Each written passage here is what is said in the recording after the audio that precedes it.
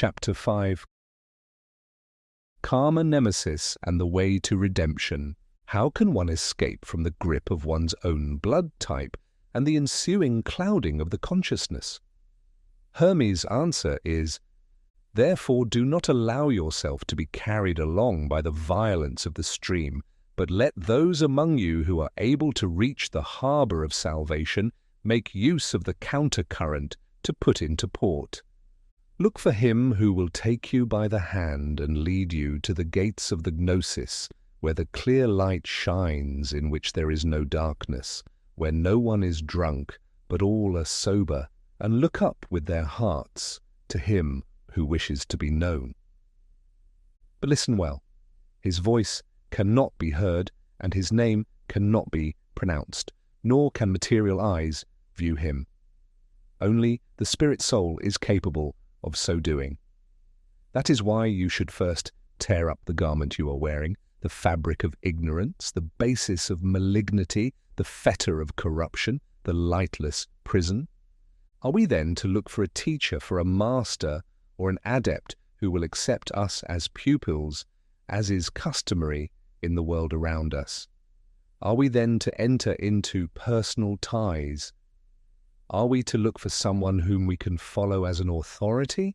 No, the text refers to him whom we can see only with the spirit soul. The text refers to him whose voice cannot be heard with the physical ear, whose name cannot be pronounced with the physical organs of speech, and who cannot be seen with physical eyes. The text refers to him who will not reveal himself through one or another reflection sphere method. The text refers to him who is called Pimander, or alter ego, the other one, the spirit.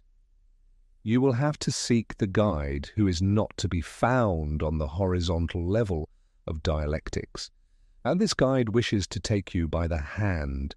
You will only be able to experience this other one in a very special way, with the spirit soul, the unity of the spiritual consciousness, and the heart which has been purified in the gnosis. If you open your heart for the light of lights, the rose of the heart will open, and the colour and scent of the rose will console you.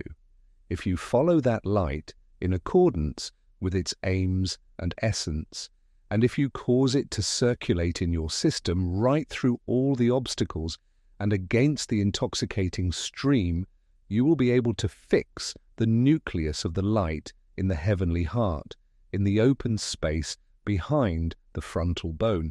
Then you will prepare this upper room, this purple hall, in the town of Nephrite in the right way, and Pimander, having arisen from his sleep of death, will ascend his throne in the upper room and celebrate with you the Lord's Supper. To celebrate the Lord's Supper will make real sense only if it can be received in the upper room. Pimander, the God within you, will then guide you to the gates of the gnosis, to the gates of the golden head, where the bright light shines, in which there is no darkness, where no one is intoxicated, but all are perfectly sober. Now, if you want to pass through these gates, if you are willing to liberate this kingdom within you, you will first have to tear up the garment of ignorance, the garment of daily denial. This is the core of pupilship of the spiritual school. This will keep you busy every day if you take it seriously. You will have to nullify your blood type, your blood culture, and thus the dialectical individualism out of which your entire character and conduct are to be explained, so that you change daily. Through your ordinary, everyday habits and behavior, which are to be explained out of your blood type, you deny the God within you.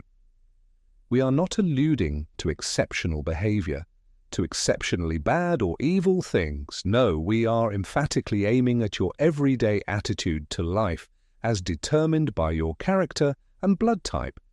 This attitude to life is the central power of sin, the cause of what is most monstrous, Hermes said. If In the school of the Golden Rosy Cross, we talk about the endurer, about the abolition of the natural self and the transfigurating ascent into the other one. This is not merely superficial academic knowledge transmitted as a means to an end, but it has a profound meaning which seizes the entire blood being. One cannot cast off the evil of denial by a resolution of the will, "I will never do it again." No, it requires an intense struggle, for your blood type is completely one with the dialectical universe. The evil of ignorance, of denial, is atmospheric. It is one with the essence and the inherent law of the dialectical universe. If you want to understand this, you can consult the 4th book of the Hermetic Treasury. You will read in it that the great space of the 7th cosmic domain, which is called the Garden of the Gods, was formerly, before the dawn of manifestation, an infinite darkness in the sense of something not yet created, the chaos or the abyss, as the Bible sometimes calls it. In this darkness, nothing but the water of life existed, the cosmic root substance, abraxas, which means the properties of space.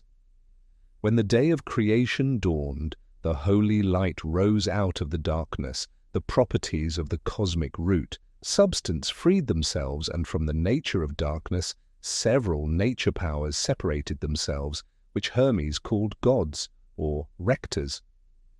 In the field of still unformed space, 7 powers, 7 radiations became visible, the 7 rays of the 7 spirit of the all-manifestation, with the aid of which God, the Logos, is connected with his creation and his creatures.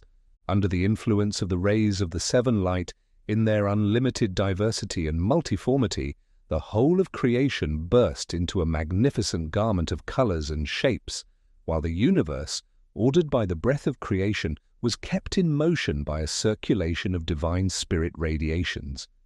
The planetary forces, the planetary spirits and their systems, created by their own power what they were bidden to create. In this way, for example, the various kingdoms of nature on this planet developed. All this, though of great diversity, contained the seed of rebirth. In the grandiose garden of the gods, all this life, which developed everywhere and was maintained by universal spirit radiations, would awaken in that from which it had formerly sprung, the universal spirit itself.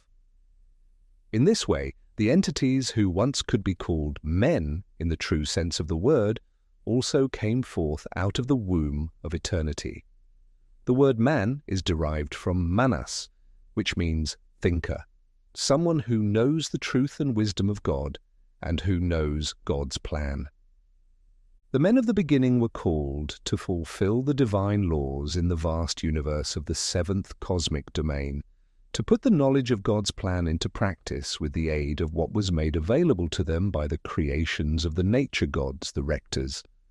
In the garden of the gods, everything was made available to men.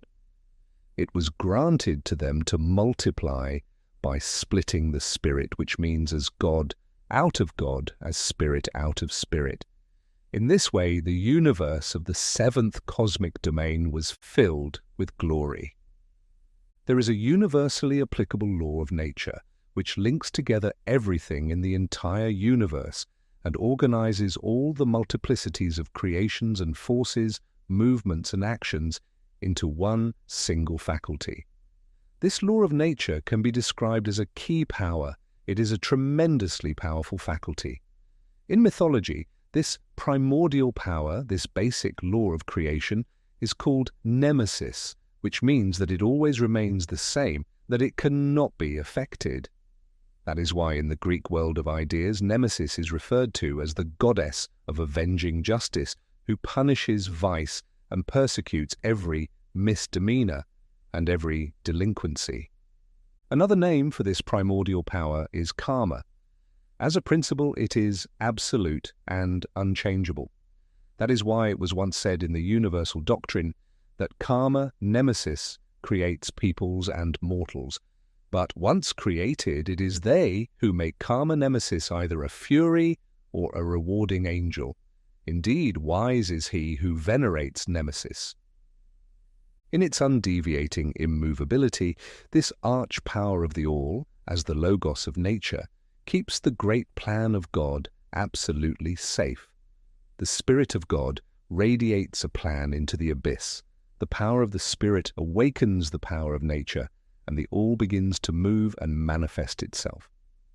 Now there is one controlling factor, nemesis, which safeguards God's plan.